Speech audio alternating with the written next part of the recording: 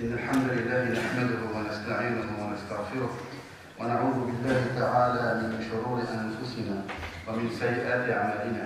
من يهده الله فهو المهتد ومن يضلل فلن تجد له وليا مرشدا. أشهد أن لا إله إلا الله وحده لا شريك له وأشهد أن محمدا عبده ورسوله وصفيه من خلقه وخليله. اللهم صل وسلم وبارك عليه وعلى آله وأصحابه والتابعين إلى يوم الدين. أما بعد، السلام عليكم ورحمة الله وبركاته.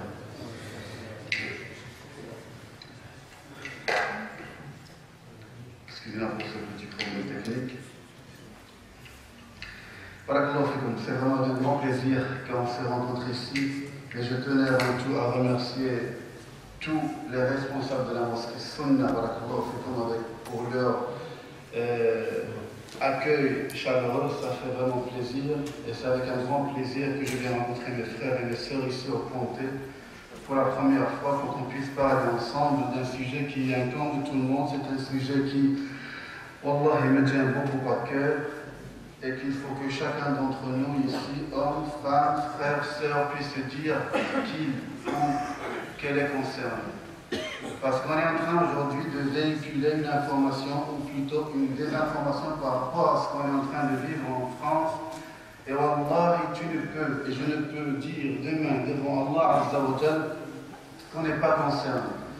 Parce que du haut de sept cieux, Allah révèle Ba'da'udhu billahi minash shaytanir rajim.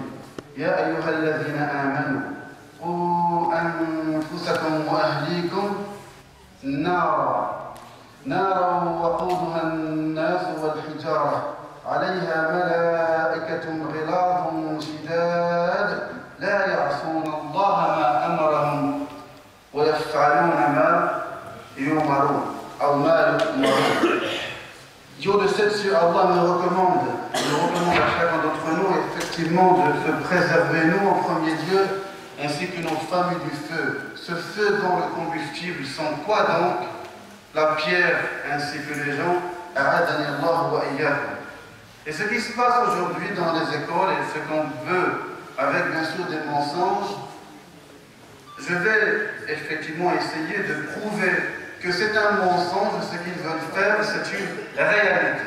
Je suis dans l'enseignement et en tant que frère, j'espère de la part de mon Seigneur Azza wa Jal que je ne recherche que sa satisfaction, que le fait de lui plaire. Il y a nos enfants qui nous sont très chers, qui nous sont extrêmement chers.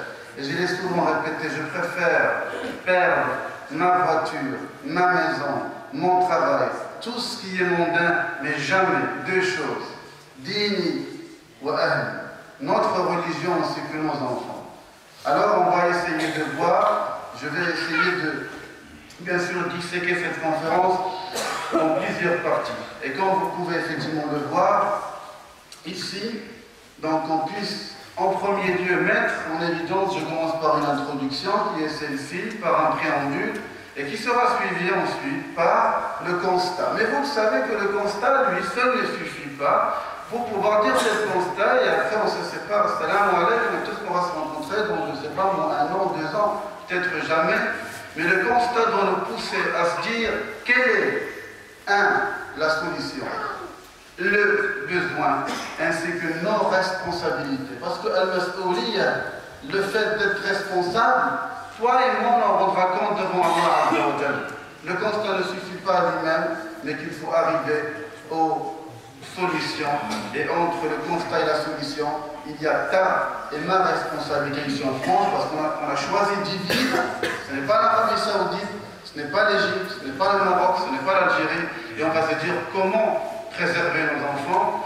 Quand je parle de ce sujet dans des mosquées, des fois on dit que c'est de la politique. Pense ce que tu veux, et autant que je suis convaincu que tu seras questionné et je serai questionné sur mes enfants. Je rappelle juste une chose. Ibn al-Qayyim, vous le savez, un de nos grands savants, تلميذ ابن تيمية رحمة الله عليه، فالله اجمعنا معه في الجنة يا أرحم الراحمين. ابن القيم يقول إن أكثر أهل العلم يقولون أن الوالد يوم القيامة أن الوالد سيسأل عن ولده قبل أن يسأل الولد عن والده، رغم أن الله عز وجل أعطى للآباء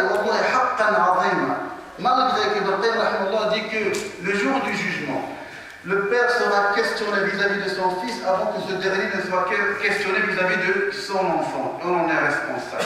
Donc je vais essayer en premier lieu de parler, de dire effectivement, c'est quoi cette théorie du genre. Alors vous savez, ce logo et cette parole, vous l'avez très certainement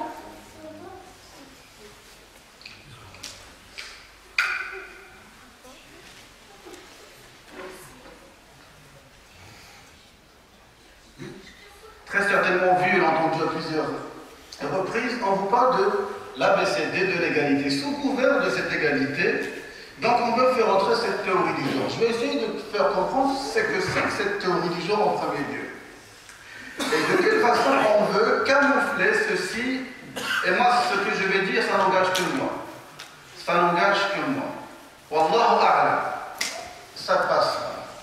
Parce qu'on n'est pas dans les écoles, on ne sait pas ce que l'on enseigne, vous allez voir quelques exemples qui sont réels et la majorité ne sont pas au courant.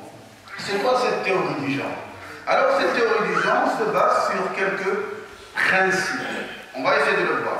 Déjà d'une manière historique, en guise d'introduction. C'est qu'elle a été introduite en France au début des années 2000, ça fait presque 15 ans de ça, et qu'elle s'y est développée très rapidement. Elle vient de l'autre côté du Pacifique, elle vient des États-Unis indiens. Elle a été introduite par Vincent Payan, c'est là quand je cite les noms des ministres qu'on dit que c'est politique. Alors on essaie un petit peu de contextualiser, de s'éduquer intellectuellement parlant. Il faut qu'on ait une probité intellectuelle et qu'on puisse comprendre. Quand un chat est noir, il est noir, puis il est gris, il est gris. Je ne vais pas l'appeler par pour il s'appelle Vincent Payan. Donc j'aurais pu l'appeler peut-être Ali, mais il s'appelle Vincent. Donc on va l'appeler comme ça, comme son père l'a déclaré auprès de la mairie, laquelle je ne sais pas. Vincent Payan, qui veut effectivement l'introduire et former ainsi l'ensemble des enseignants à la lutte contre les stéréotypes, qu'ils appellent les stéréotypes de genre. Je reçois beaucoup de messages de frères et de sœurs qui se disent enseignants, à qui sont scandalisés, qui disent que ce n'est pas vrai. Je leur rappelle que cette expérimentation a commencé qu'au mois dernier, en janvier 2014. Et on va voir de quoi ça parle. Or, donc, ce qu'il a voulu faire aussi, ce qu'on a voulu faire en France, c'est la mise en place de séminaires obligatoires pour sensibiliser tous les ministres à cette théorie. Il faut que le gouvernement soit bien sûr sensibilisé. Et on va voir, parce que vous ne le veuillez pas, ça vient de là-haut. Ça vient de là-haut, et en tant que musulman, il faut qu'on soit informé, il faut qu'on puisse effectivement se dire qu'est-ce qui se passe là-haut, non pas pour qu'on brûle, non pas pour qu'on casse, non pas pour qu'on se rebelle, ce n'est pas pour ça, mais pour qu'on puisse effectivement s'informer et de savoir ce que je dois faire avec mon fils et ma fille. C'est ça le but. Je m'informe pour agir. Je ne m'informe pas pour m'informer, mais le but noble, c'est que je puisse agir. Et à la fin, on le verra spécifiquement aussi ici plutôt par rapport aux habitants musulmans du Pontet, quelle serait la solution, mais concrète, sans théorie. Donc, le fondement de cette théorie consiste à nier quoi donc? La réalité biologique pour imposer l'idée que le genre masculin ou féminin, comme vous le voyez sur la diapo, dépend de la culture, voire d'un rapport de force et non d'une quelconque réalité biologique ou d'un conduit. Plus clairement et plus simplement, c'est que tu es né homme, et on le verra en détail, avec un sexe masculin. Homme, c'est sexe masculin. Croyez-moi, ça fait des mois que j'en parle, on va commencer à me ramener aussi une certaine alternité qui est différente. Donc, tu es homme, mais tu peux être femme. Alors, pour toi et pour moi, c'est trop tard. Ils ne peuvent plus, effectivement, nous enlever cette idée. Mais le meilleur moyen aujourd'hui pour changer les générations, ainsi que les, entre guillemets, préjugés, parce que pour eux, ce sont des stéréotypes, c'est-à-dire on a des préjugés. Tu es homme d'une manière biologique, et ce qui t'a laissé homme d'une manière identitaire, c'est juste ta culture, la société dans laquelle tu vis, ta foi, ton milieu familial, etc. Or, pour eux, ce n'est pas normal. Or, tu as le droit d'être un homme, biologiquement parlant, mais tu es femme. Plus clairement, tu t'appelles Abdul Qadir, ton père t'a appelé Abdul Qadir, mais tu peux t'appeler Zoubida. Voilà ce qu'ils veulent. Alhamdulillah, j'espère que ça n'arrivera pas au monde musulman. Vous allez voir, parce que comme on est nombreux en France, ils pensent à nous, vous allez voir tout à l'heure. Parce qu'il paraît qu'il n'y a pas de discrimination en France. Alors même sur ce point-là, il ne faut pas qu'on discrimine les musulmans. Ça dépend sur quel plan. Sur la perversion, oui, il ne faut pas les discriminer. Alors, je reviens à quelques années en arrière. Jules Ferry, ça vous dit quelque chose? C'est quel siècle? Le 19e siècle.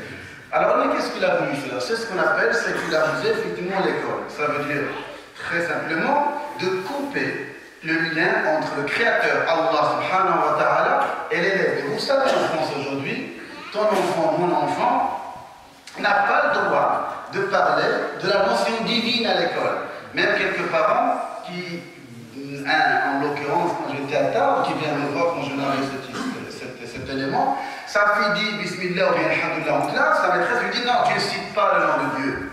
Donc ils ont réussi à couper entre le Créateur et l'élève dans les écoles publiques, parce qu'il paraît que c'est laïque. Et moi je me pose des questions des fois, si c'est laïque, pourquoi toutes ces fêtes qui sont Pâques, qui sont effectivement Noël, qu'on a fait rentrer avec la chrétienté alors qu'elle est d'une origine païenne, il y a beaucoup de fêtes qui sont d'origine chrétienne. Et on n'arrive pas à comprendre pourquoi quand on parle de laïcité, c'est juste quand ça concerne les musulmans. Voilà un historique très simple pour en guise d'introduction.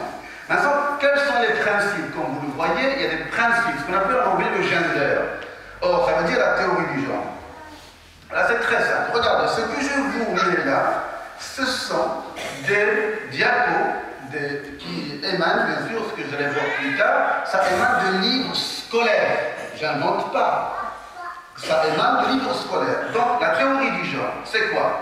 L'identité, premièrement, avant l'identité, c'est que, comme je l'avais dit, tu nais homme avec un sexe masculin, ou tu nais femme avec un sexe féminin. Excuse-moi si je me trompe en disant féminin, masculin, rectifie-moi, parce qu'ils réussissent à faire tourner la tête. Même des fois, on a un lapsus. Donc, tu es né homme, mais tu as le droit d'être une femme d'une manière identitaire. C'est le deuxième principe. Et le troisième principe, excusez-moi pour le dire avec tout le respect que je vous dois, chaque frère et chaque sœur, c'est que tu peux avoir une orientation sexuelle libre quand tu veux. C'est-à-dire, plus clairement, tu es homme, tu as le droit d'être avec une femme ou avec un homme. Pareil. Et on le sait, je le rappelle. L'autre, alayhi salatu wassalam. Vous savez, Pharaon, Allah l'a châtié par un seul châtiment. Les Thamoud, un seul châtiment. Les Had, un seul châtiment. Vous savez les différents peuples. Mais dans le Coran, subhanallah, Allah les a doublement châtiés. Le premier châtiment, c'est le fait qu'il ait envoyé sur eux des pierres hijab, des pierres anglaises, et il a renversé la cité. Double châtiment. Et aujourd'hui, on veut banaliser l'homosexualité dans l'école au nom de l'égalité. Mais on n'acceptera pas. Wallah, on ne doit pas l'accepter. Ce qui me fait peur, c'est que mon enfant, ton enfant, doit se sentir normal. Non, on ne peut pas l'accepter. Tu ne peux pas venir imposer, comme je l'ai souvent rappelé, à mon enfant, à ma chair, à mon sang, de voir l'homosexualité en tant que chose normale. Excusez-moi, je vous le dis très sincèrement, il y a beaucoup de musulmans qui ont peur de tenir ce discours. Or, il n'y a aucune peur. Al-khawfu min rabbil alamin. Al-khawfu min rabbil alamin. J'ai 4 enfants pour lesquels je me plie. Et je l'ai rappelé souvent que beaucoup de frères qui sont ici, qui sortent souvent travailler, et je les vois les frères qui sont dans les chantiers, qui travaillent comme routiers, comme chauffeurs, pour qu'ils viennent le soir, à la fin de la journée, ramener un petit morceau de pain à sa petite fille. Il y a son petit garçon et tu veux, toi, pervers, ennemi de toi-même, venir pour que mon enfant puisse voir ceci en tant que chose normale. Non, on ne peut pas l'accepter. On ne peut pas l'accepter. Il ne faut pas avoir peur. Excusez-moi, on ne fait rien d'illégal. Il y a même des mosquées qui n'ont pas voulu que j'intervienne par peur. Par peur. Et voilà, et en même temps, un grand hommage au frère, au responsable de la mosquée du Pontet, d'avoir ce courage. Ce courage. Une ville pas loin d'ici refuse. Tout à l'heure, sur le chemin, le frère au nord de la France, on citait la ville, pareil, la mosquée n'est pas encore soi-disant prête, on ne veut pas discuter ceci. Ça ne sera ni les premiers, ni les derniers. Mais on n'est pas meilleur que les prophètes, alayhi salatu wassalam. Wa ma ala rasoul illa al-bala. Le messager ne fait passer que le message. Je le passerai avec mes frères. Wallah uhibbukum fillah. Wallah, par amour en Allah, je viens voir mes frères pour se rencontrer, pour pouvoir partager avec eux cette expérience, parce que c'est mon métier du matin jusqu'au soir. Quand je vois un petit de 4 ans qui rentre aux toilettes et je passe, c'est une expérience que je narre souvent, je passe vers mon bureau et je l'entends dire, la scène qui me dit, qu'est-ce qu'on dit quand on sort des toilettes? Les petits de 4-5 ans, il dit, Rofanak. Ça, avec le fait que tu veuilles imposer à mon enfant d'accepter et de voir l'homosexualité en tant que chose normale, je reviens au principe 1, la théorie donc, le principe c'est, tu es né avec un sexe masculin ou féminin, tu as le choix d'être homme ou femme comme tu veux, et troisièmement, tu as le droit d'avoir des relations avec qui tu veux. Moi je les rappelle souvent, vous savez, dans les prêches et les conférences, je dis à ce ministre, que tu veuilles avoir des relations avec un chien ou avec une vache, c'est ton problème. C'est ton problème. Mais nous nous enfants laissés tranquilles, subhanallah. Et même quand on rentre dans les lois françaises, même si on va aller plus loin, quand on va aller plus loin, l'école ne fait que véhiculer la connaissance, non pas l'éducation. Et quand on ouvre la Convention des droits de l'homme, c'est que ce sont les parents qui sont garants de l'éducation des enfants. Il y en a qui tiennent ce discours souvent, ce sont les catholiques. Et moi je suis étonné pourquoi les musulmans ont peur. De quoi on a peur? Quand on répète chaque jour,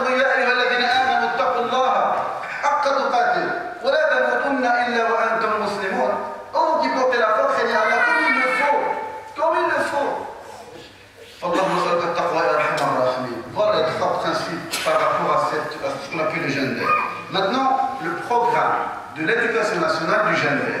Alors, ce que je vais vous montrer, le programme existe dans, même, ouvrez le bulletin officiel pour qu'on puisse s'informer. Les programmes officiels de SVT. Vous savez ce que c'est? Cette matière, son rôle n'est que d'enseigner la biologie.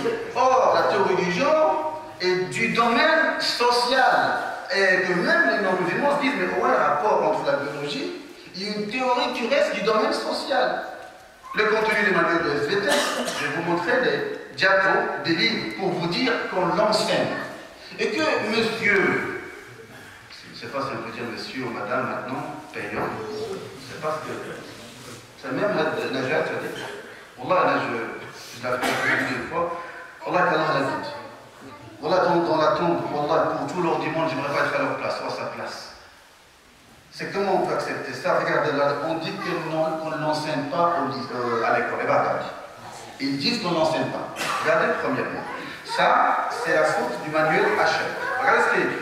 Il est écrit, le sexe biologique nous identifie mâle ou femelle, mais ce n'est pas pour autant que nous pouvons nous qualifier de masculin ou féminin. C'est la pure théorie du genre. C'est manuel HF. C'est HF. Achetez-le. Achetez-le. Juste pour voir. Au moins, vous vous disiez, bah, putain, il n'a pas inventé ça. Il n'est pas parti taper. Hein. Achetez-le. Vous allez voir ce qu'il y a. On dit qu'on ne l'enseigne pas. 1. Le thème.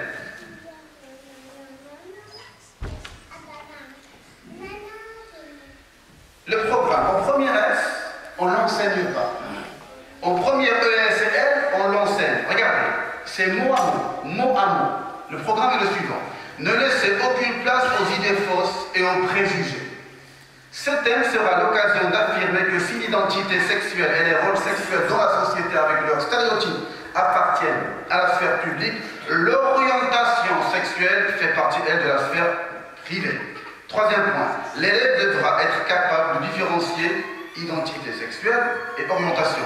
Vous avez compris ce que c'est que l'identité et l'orientation? Est-ce que c'est clair? On va faire comme à l'école. Est-ce que c'est clair? Si Vincent rentre, il dit tiens, ils enseignent la théorie du genre là dans ce qu'il comptait. C'est clair? Si on prend ce petit morceau-là et on le met sur internet, il doit tiens, il enseigne ça aussi. C'est compris? Là, je veux pour qu'on le comprenne mieux. L'identité c'est une chose, et l'orientation c'est une chose. Mais ça n'a rien à voir avec le fait que tu sois homme ou femme. Voilà le principe. Et ce que je vous montre, ce sont les livres. Les livres.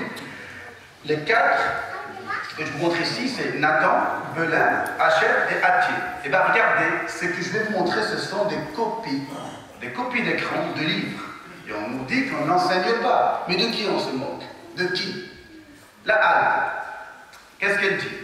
Elle dit que la HALD rappelle l'interdiction au sein des établissements scolaires de tout harcèlement discriminatoire défini comme un agissement subi par une personne et ayant pour objet, etc. Ça, c'est quel livre? C'est Nathan, la halte. Même on parle, même la halte. Je continue pour aller très vite par rapport à ça. Le même livre, Nathan, c'est ça qui me choque le plus. Ce que vous voyez là existe dans le livre d'SVT des lycéens, l'édition Nathan. Les deux films que vous voyez, Harvey Milk, c'est une vraie histoire d'un Américain aux États-Unis. Ils en ont fait un film. Vous savez que les États-Unis, quelques années auparavant, n'acceptaient pas l'homosexualité d'une manière publique. Et que ce Harvey Milk s'est levé avec un soi-disant courage pour pouvoir défendre le droit des homosexuels et qu'il faut qu'on l'accepte. Donc vous savez, ce sont deux films. Vous savez, moi, j'ai pas de télévision chez moi à la maison. Ça, c'est ma vie privée. Malgré ça, quand j'ai vu ça, il fallait que je comprenne qu'est-ce que c'est que ça. Rentrez sur Internet et tapez la bande-annonce des deux films. Et à côté, le deuxième film qui est à gauche, ça parle d'homosexuels aussi. Ces deux films, rentrez là, pour regarder le film, pour regarder ce que nos enfants devraient regarder. Parce que qu'est-ce qu'il est dit? Il est dit par les enseignants que les élèves, comme activité pédagogique, devraient rechercher des informations concernant ces films sur Internet. Attention, attention, parce que quand le film est fait par des scénaristes, j'ai pu lire sur des commentaires de personnes adultes, quand ils ont vu le film, ils ont dit, à la fin du film, j'ai pleuré. Est-ce que vous avez compris ce que c'est que j'ai pleuré quand on voit ce film? Ça veut dire quoi? Ça veut dire que j'ai été touché. Ça veut dire ça en fin de compte. C'est qu'on est en train de mettre aux élèves une situation, et je le dis sans mâcher les mots, atroce, dégoûtante. Il faut que l'enfant, que l'adolescent l'accepte comme chose normale. Et j'ai même pu voir sur une émission un enfant, un petit arabe, qui dit « Mais c'est normal. C'est normal. C'est-à-dire c'est normal. » Là, on ne les juge pas. On prie Allah qu'il les guide sur le droit chemin. Mais ça peut influencer nos enfants. Voilà, ça c'est une activité. Je ne comprends pas comment on peut leur faire ça dans des manuels d'SVT. Nathan. Maintenant, c'est Belin. Excusez-moi, j'ai caché l'image. Je ne montre pas ce genre d'image. En Inde, maintenant c'est Belin. Ils leur apprennent qu'il y a un troisième genre qui est apparu en Inde. Il y a soit dans l'état civil, on coche sexe masculin, sexe féminin, et le troisième, vous voyez lequel c'est? C'est quoi? Ça veut dire quoi? Trans. On nous dit qu'on n'enseigne pas. Je continue. Qu'est-ce que c'est que le sexe? Quand on parle de ça, c'est pas jeans, même. Ils disent que cette dernière est déterminée. Le sexe, c'est à la fois le sexe chromosomique, le sexe différentiel et l'identité sexuelle. Cette dernière est déterminée par la perception subjective que l'on a de son propre sexe et de son orientation sexuelle. C'est ça qu'on leur apprend à l'école. C'est ça, donc la théorie du genre, elle est là. Ils ne citent pas théorie du genre, mais ce sont les principes de la théorie du genre. C'est pour ça que j'ai commencé par la définition pour comprendre et voir la preuve pour qu'on l'enseigne. Comment on est en train maintenant de déconstruire la psychologie de nos enfants? C'est de la façon suivante. Vous avez remarqué cette image? Elle est sur le manuel Hachette. Qu'est-ce qu'il est dit? Le genre, une construction sociale qui influe sur la répartition des rôles masculins et féminins. Vous avez compris ce que c'est que la photo? Excusez-moi, juste pour la petite burqa, là, c'est moi qui l'ai mise. Il y a une petite burqa pour cacher. Je suis quelqu'un qui n'affiche pas les femmes. On peut le prendre comme on veut. On n'affiche pas les femmes par respect à nos principes et surtout par respect à nos femmes. L'image, qu'est-ce qu'elle montre, l'image? L'avez-vous comprise? Qu'est-ce qu'elle veut dire? Elle parle d'elle-même, l'image. Regardez ce qu'il y a en bas. Un homme, il vient de se marier.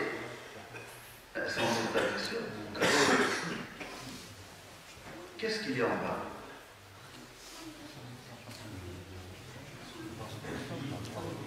L'argent à gauche et à droite. Ça veut dire quoi? L'homme travaille, ramène l'argent, et la femme, tâche ménagère. Là, on nous rappelle, Rasulullah, sallallahu ala rasulina, sallallahu alayhi wa sallam, ne faisait pas le ménage chez lui. Il va pas nous enseigner. Il faisait le ménage ou pas chez lui? Mais dans la société, qu'est-ce qu'on leur dit? Que puisque l'homme ne fait son rôle n'est que de travailler et que la femme fait le ménage, on est en train de montrer à ces adolescents que cette vie que vous allez mener est une vie grise. Et moi, je vous propose une autre vie. Laquelle est-elle? C'est celle-là. Un couple gay resplendissant. Tabarakallah. Voilà les jeunes, qu'est-ce qu'on leur enseigne. Et ça, c'est dans les livres encore Hachette. D'un côté, l'image grise du couple de base. C'est comme ça que notre vie est. Comme ça. Attention, pas celle-là, celle qui est avant. Mais les jeunes, on dit, ils sourient, arc-en-ciel, une vie colorée. On dit non, on n'enseigne pas. On ne fait pas la propagande pour accepter et banaliser l'homosexualité. Mensonge sur mensonge. Mais ce n'est pas fini. Vous savez, cette affiche est une affiche du 17 mai, vous savez, c'est la journée internationale contre l'homophobie. On dit que, regardez en bas, on ne choisit pas son orientation sexuelle, et en même temps on met cette petite étiquette sur le poignet d'enfant en disant qu'il est homosexuel. Déjà depuis tout petit. Dans un hôpital très certainement. Et ceci on l'enseigne aux enfants, regardez, c'est HF. C'est première L et ES. Regardez là-haut à droite. On l'enseigne déjà au lycée. Mais la majorité ne sont pas au courant de ça. Maintenant, je rentre dans ce qu'on veut proposer aux enfants. Maintenant, ce que vous avez vu. Tout ce que je vous ai montré, c'est le lycée. Voilà, vous faites-le. Faites-le entre vous, en petit groupe, en petit comité. Prenez ces livres, regardez-les, pour pouvoir voir. Qu'est-ce qui, en plus, je n'ai fait que résumer, je n'ai pas le temps de tout montrer. Maintenant, d'une manière, excusez-moi le terme, perverse, on dit que c'est vrai que celui qui a 13, 14, 15, 16, 17 ans, vous et moi et ces jeunes, c'est vrai que c'est difficile de leur faire changer leur, entre guillemets, préjugés. Le meilleur moyen de changer une génération, quel est-elle ou quel est-il? Comment on éduque? À partir de quel âge on éduque? Avant même de se marier, en choisissant la bonne mère. Mais faire rentrer les connaissances dans la tête des enfants. Je suis avec eux du matin jusqu'au soir. Wallah, les enfants, c'est des éponges qui absorbent facilement. Qui absorbent. On les met, on fait l'expérience, on les met devant un nachid. L'enfant ne fait que répéter, il apprend par cœur. On les met devant une sourate. أعوذ بالله من الشيطان الرجيم بسم الله الرحمن الرحيم الحمد لله رب العالمين. J'ai une petite fille de 3 ans et demi. Elle ne fait qu'entendre. Elle répète. Elle répète. Et bien, ils ont compris, les non-musulmans ont compris que la psychologie enfantine est une chose, est un élément extrêmement important à mettre en avant-plan pour faire passer à l'enfant ce qu'on veut. Et c'est pour ça qu'ils veulent faire rentrer cette théorie du genre à partir de la maternelle. Cela ne sont pas des livres. Et bien, c'est un des principes que Simon de Beauvoir avait mis en avant-plan, à droite, en bleu. Lisez bien. On ne naît pas femme, on le devient. Ou alors on est homme et on devient femme. Ou bien on est femme et on devient homme. Ou même on est homme, on devient femme, puis on devient homme. Cherche ce que ça va comprendre. Ce que ça veut dire. Cherche.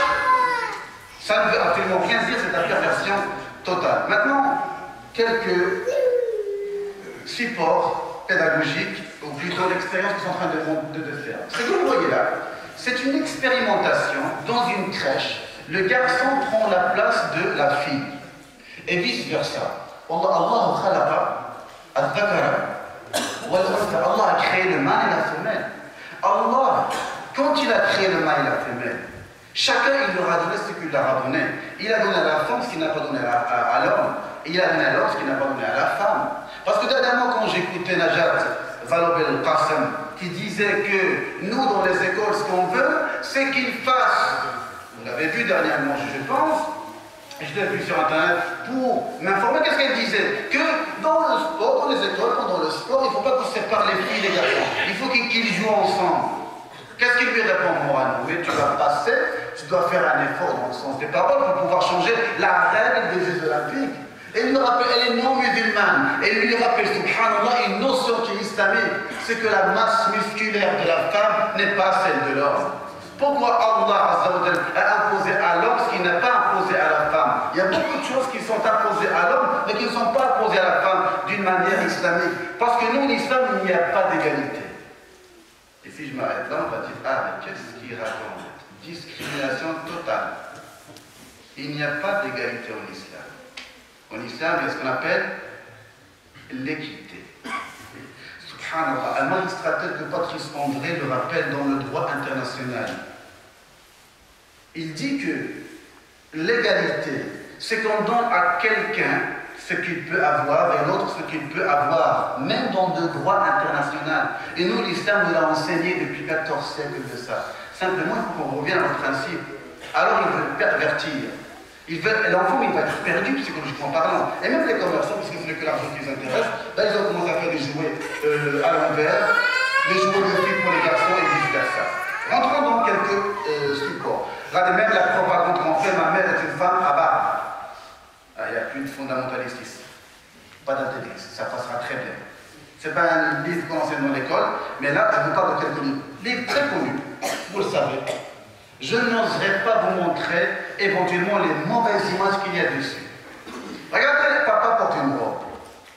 Il y a un qui me l'a fait dans une khutbah. Vous savez, on pense à Abaya qui m'écrivait, qui me disait, tiens, c'est pas celui qui parle là. Papa porte une robe. Papa porte une robe quand je vois que même les non-musulmans sont scandalisés par ça. Attention, parce que nous, on est en train de voir ça comme chose. C'est pas grave, nos enfants ne peuvent. Wallah, ya akhi, Wallah, ça fait quasiment 10 ans que je vis avec les enfants des musulmans. Wallah, j'ai vu. Ne pense pas que tu n'es pas concerné. Wallah, moi le premier, je peux être concerné. Wallah, j'ai vu et j'ai entendu dans l'école que je gérais, c'était l'autre secondaire, islamique, musulmane. Une fille dont le frère de sang abusait d'elle sexuellement à la maison. J'ai entendu une fille que je voyais toute voilée, tous les jours. Sur un blog, elle était dévoilée, elle s'exhibait sur Internet. Un garçon de 13-14 ans avec son Facebook, une femme avec un maillot de bain. Et j'en ai vu, Dieu sait combien. Ne te dis pas que tu n'es pas concerné. Wallah, que tu sois imam, prédicateur, qui que tu sois, ne dis pas que tu es préservé. Un autre frère que je connaissais, parce que si demain ça arrive, Allah mastur abna'ana ya rahman rahim, Allah mastur ya rabbal alamin. Wallah, on est en France. Ne dis pas que tes enfants sont préservés. Ne dis pas que ça n'arrive qu'aux autres. J'en ai vu tellement d'histoires que Wallah, que je me dis que ça peut m'arriver à moi, ça peut m'arriver. Ne dis pas que ça ne peut pas t'arriver. Parce que c'est un djihad, le fait d'éduquer nos enfants dans ces sociétés françaises. Demain, j'en parlerai, le fait que c'est un défi. J'en parlerai un livre demain. Parce que c'est un défi. Combien j'en ai vu en 10 ans? Oh, c'est moi là comme billah des parents qui pleuraient les larmes. À cause de leurs enfants. Ne dis pas que ça ne peut pas t'arriver.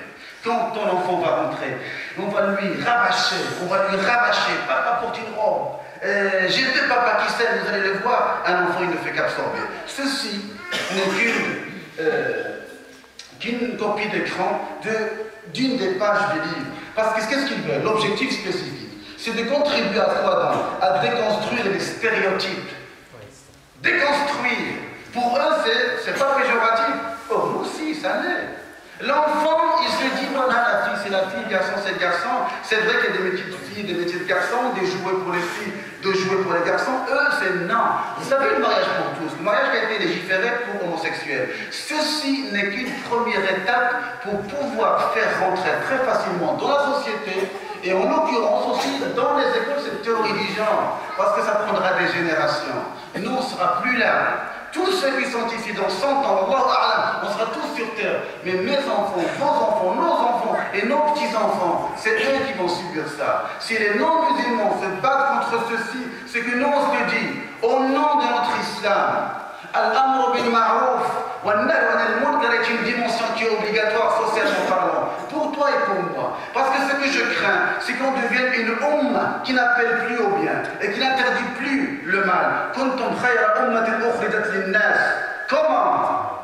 Ta'muruna bil ma'ruf wa tanhauna 'anil munkar wa tu'minuna yu'minuna billah. Ya subhanallah, vous étiez la meilleure communauté qui a été suscitée aux gens. Vous appelez au bien, vous condamnez le mal et vous croyez en Allah. Al-amr bil ma'ruf, quand on se tait, je crains pour moi, je crains pour toi que Allah envoie sur nous ce wa'id, ce châtiment quand on va s'arrêter. Le minimum. Man ra'a minkum munkaran falyughayyir. Comment? Celui qui parmi vous qui voit un mal qui le change, par quoi? Par sa main. Tu n'as pas le pouvoir, tu vois. Ta main par quoi? Fabi, lisanik, avec ta langue. Au moins, Allah mashhad ya Rab, le minimum, c'est ma langue. C'est le minimum que je puisse faire. Celui qui ne fait pas ça avec son cœur, son compassion, on ne peut pas l'accepter.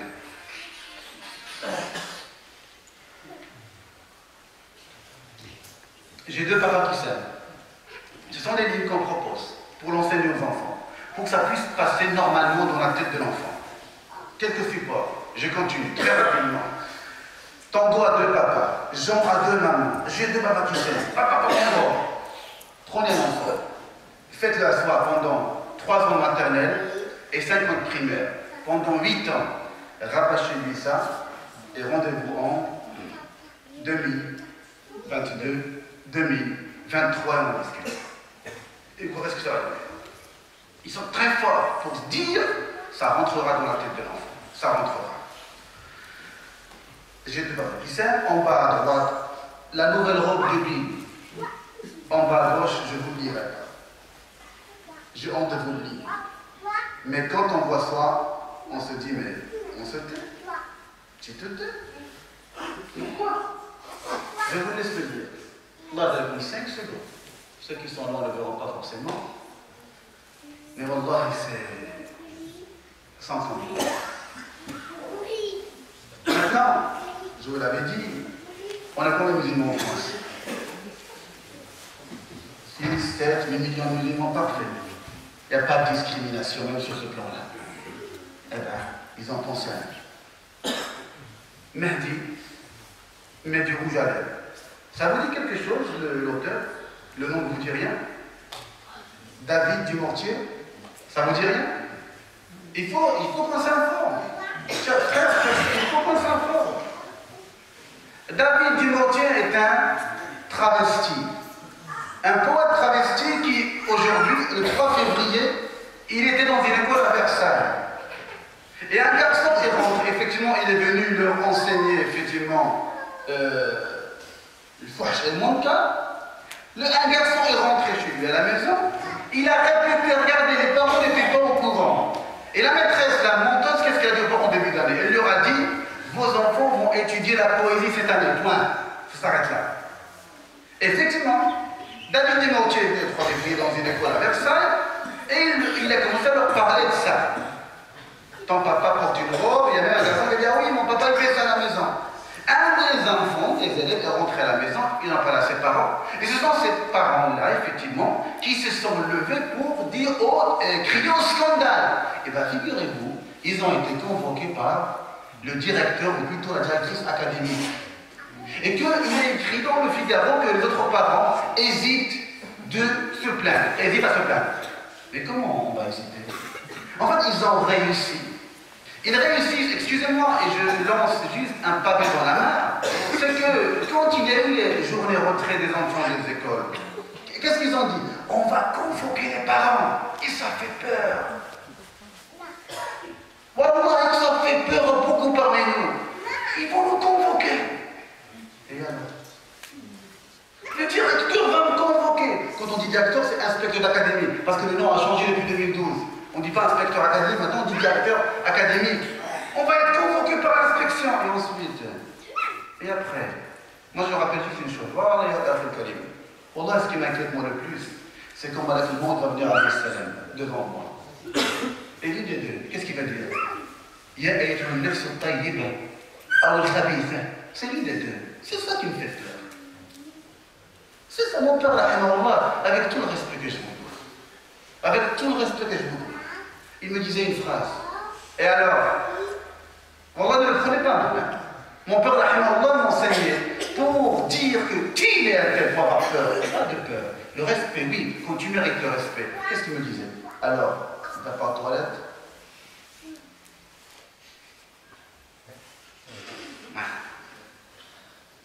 Wallah, quand je m'appelle Moussa alayhi salatu wassalam, quand il a fui Fir'aun, et que Fir'aun, فلما تراءى الجمعان قال أصحاب موسى إنا لمدركون. Quand ils sont vus les deux groupes, ceux de Moussa alayhi salam, ainsi que le groupe de Fir'aun, qu'est-ce qu'ils ont dit? Inna lamadrakoun, ils vont nous rattraper. Moussa, qu'est-ce qu'ils leur ont dit alayhi salam? Kalla, inna ma'iya rabbi sayahdin. Allah est avec moi, il va me guider. Cheikh al-Uthaymin rahimahullah dit al-ma'iyyatu naw'an. Le fait que Allah soit avec toi est de deux catégories. Bi'ilmi, avec sa science, et le fait qu'il nous donne un nasr, la victoire. Mais nasr, elle a une condition. Ya ayyuhalladhina amanu, in tansurullaha yansurkum wa yuthabbit aqdamakum. Oh, vous qui portez la foi, si vous faites vaincre la cause d'Allah, Allah vous fera vaincre. Pourquoi tu as peur? Non, tu me convoques. C'est pourquoi? Parce que ça fait depuis 2008 je suis en bataille. Je suis effectivement, on m'a intimidé. Je vais le dire au procureur. Et moi je lui réponds, je lui dis non, c'est moi qui vais lui envoyer le document au procureur. Quel procureur? Mais tu ne fais pas avec quoi avec un procureur? Toi tu veux faire de ma petite fille que j'aime tant ce que tu veux. Tu n'es pas de procureur. On va te brosser les dents.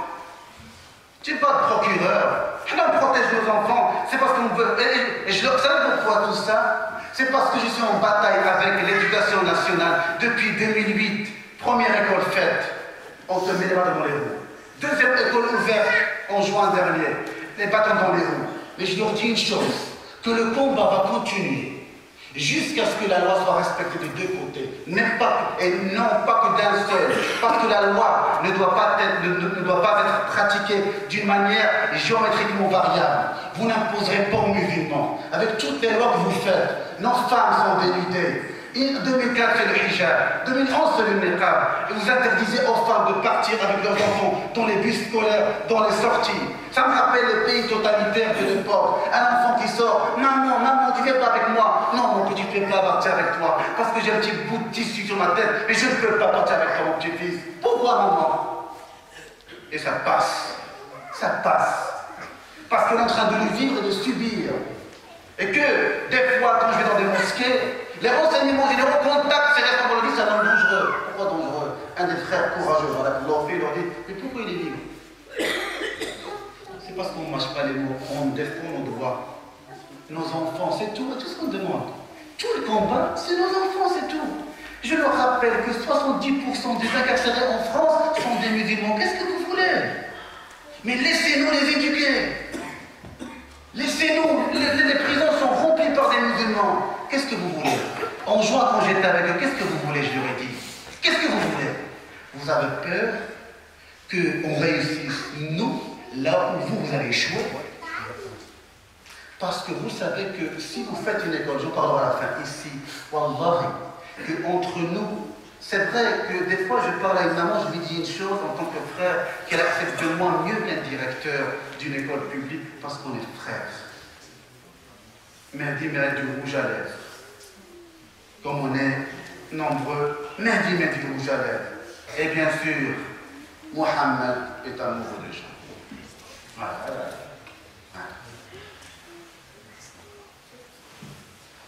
Je vous laisse sans commentaire. C'est pas Jean est amoureux de Mohammed. Moi je me suis dit, pourquoi c'est Mohammed qui est amoureux des gens? C'est une affiche. C'est pas un livre, c'est une affiche. Pourquoi Mohammed? Pourquoi pas Rachid? Pourquoi Mohammed? Et demain, le dimanche, on va aller faire des puces. Là, souvent je les rappelle. Les marchés, je ne sais pas que c'est haram, je ne sais pas que c'est interdit. Voilà, quelle est la responsabilité, quelle est la mienne? Il nous reste combien de temps? Il est 8h25. Non? Ah, 7h25, c'est pas possible. Jusqu'à? Non. On n'aura pas le temps de tout filmer malheureusement. Ce film, Tomboy, est un film qui a été passé souvent à des écoles, et ceci, personne ne peut le nier. Effectivement, il y a des témoignages.